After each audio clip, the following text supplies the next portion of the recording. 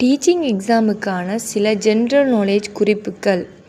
இதில் முதலாவது, இலங்கையில் கல்விக் கொள்கைகளை உருவாக்குகின்ற நியம முறைசார் பொறுப்பை கொண்டிருக்கின்ற நிறுவனம் எது? தேசிய கல்வி ஆணைக்குழு. உலக எழுத்தறிவு தினம் கொண்டாடப்படுகின்ற நாள் எது? செப்டம்பர் 8. தகவல் தொடர்பாடல் தொழில்நுட்பத்திற்கு பிரசித்தி பெற்ற அமெரிக்க பிரதேசம் எது? சிலிகோன் பள்ளத்தாக்கு. வலயம் ஒன்றில் அமைந்துள்ள ஆசிரியர் மத்திய நிலையத்தின் தலைவராக நியமிக்கப்பட வேண்டியவர் யார்? ஆசிரியர் கல்வியலாளர் சேவையின் அலுவலர் ஒருவர். மாகாண சபை ஒன்றுள்ளது ஜனாதிபதியின் பிரதிநிதியாக நிறைவேற்று அலுவலர் யார்? மாகாண ஆளுநர். உதவி பெறும் பாடசாலை அரசினால் பொறுப்பேற்கப்பட்ட வருடம் எது? 1961. இலங்கையில் இலவச கல்வியோடு தொடர்பான கட்டங்கள் எனப்படுபவை யாவை? அதாவது 1ஆம் வகுப்பிலிருந்து பல்கலைக்கழகம் முதல் பட்டக்கல்வி வரை இலவசமான கல்வி. பாடசாலை ஒன்றின் பிள்ளைகள் கல்வி சுற்றுலாவுக்கு செல்ல வேண்டுமெனின் அதற்கான அங்கீகாரங்களை யாரிடத்தில் இருந்து பெற வேண்டும்? வலயக்கல்வி பணிப்பாளரிடமிருந்து பெற வேண்டும். தேசிய கல்வி நிர்வாகச் சட்டம் நிறைவேற்றப்பட்ட வருடம் யாது? 1985 தேசிய கல்வி நிர்வாகச் சட்டம் நிறைவேற்றப்பட்டது. அக்டோபர் மாதத்தை தேசிய வாசிப்பு மாதம் என பெயரிடப்பட்ட நிறுவனம் யாது? தேசிய நூலக ஆவணப்படுத்தல் சேவைகள் சபையாகும். மாகாண சபையில் கடமையாற்றுகின்ற பிரதான அலுவலரின் பதவி பெயர் யாது? பிரதம செயலாளர். பாடசாலை மாணவர்களின் புத்தகங்களை அச்சிட்டு பாடசாலைகளுக்கு விநியோகிக்கும் நிறுவனம் யாது? கல்வி வெளியீட்டு திணைக்களம். இலங்கையில் மத்திய கல்லூரிகளை அமைப்பதற்கு முன்னோடியான கல்வி அமைச்சரது பெயர் என்ன? CWW கண்ணங்கரா.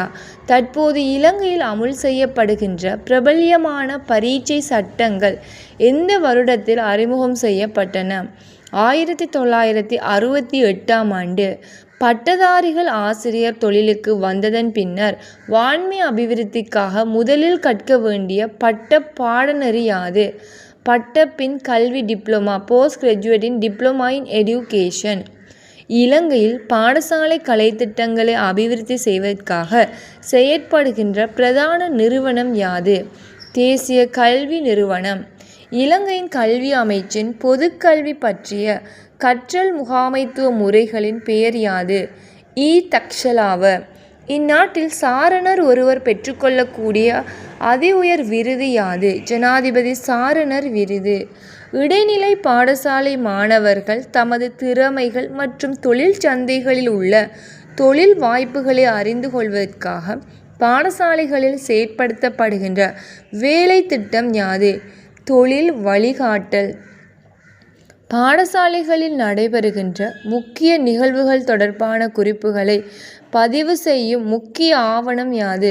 சம்பவ திரட்டு புத்தகம். ஜப்பான் நாட்டின் உதவியுடன் நிறுவப்பட்ட தென் மாகாணத்தின் கல்வி கல்லூரி யாது? நில்வல தேசிய கல்வியியல் கல்லூரி. இலங்கையில் நூலகங்களில் புத்தகங்களை வகைப்படுத்துவதற்காக பயன்படுத்தப்படுகின்ற குறியீட்டு முறைமைக்கு வழங்கப்படுகின்ற பெயர் யாது? டூயி தசம முறைமை. தகவல் தொழில்நுட்பத்தை பயன்படுத்தி பாடமொன்றை விளக்குவதற்கு பயன்படுத்தக்கூடிய உபகரணம் யாது? Power point. இலங்கையில் சர்வதேச பாடசாலைகள் பதிவு செய்யப்படுவது எந்த நிறுவனத்தினால் ஆகும்? வர்த்தக முதலீட்டு அமைப்பினால் ஆகும். இலங்கையில் பாடசாலைகளில் தரம் ஒன்றிற்கு பிள்ளைகளை அனுமதிக்கும் கொள்கையில் அதிகூடிய சதவீதம் ஒதுக்கப்பட்டிருப்பது எந்த வகுதிக்குரிய மாணவர்களுக்குரியதாகும்? பதிவு செய்யப்பட்ட எல்லைக்குரியது. பாடசாலை மாணவர்களின் பாதுகாப்பு தொடர்பாக கடந்த காலங்களில் அரசாங்கத்தினால் ஆரம்பிக்கப்பட்ட காப்புறுதி முறைமை எப்பெயரினால் அழைக்கப்படுகின்றது? சுரக்ஷா காப்புறுதி. இலவச கல்வியின் தந்தை என இலங்கை மக்களால் யார் அழைக்கப்படுகின்றார்?